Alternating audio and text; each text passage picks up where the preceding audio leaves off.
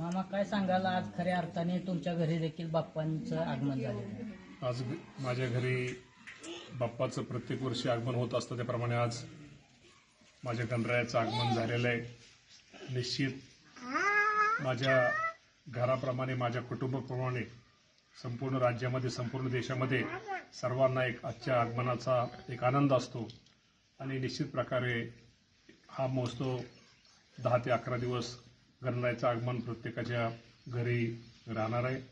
मी गणरायाला या निमित्ताने एकच साकडं घालतो की निश्चित प्रकारे शेवटी राज्याचा मी कृषी मंत्री आहे. कृषी मंत्री या नात्यानं माझ्या राज्यातील सर्व शेतकऱ्यांना या वर्षीचं दिवस चांगले जावं, त्याला चांगल्या प्रकारचं त्यांनी जे शेतामध्ये पेरलेलं पीक असेल किंवा कुठलंही त्याचं त्यांनी फळाचं असेल किंवा कुठल्या गोष्टीमध्ये जे शेतामध्ये माझ्या शेतकऱ्यांनी राज्यामध्ये जे पीक आहे त्याला चांगल्या प्रकारचं त्याला उत्पादन त्याला मिळावं, त्याला चांगल्या प्रकारचं उत्पन्न त्यातनं मिळावं, हीच खरं तर माझी आज गणरायाला माझं साकडे.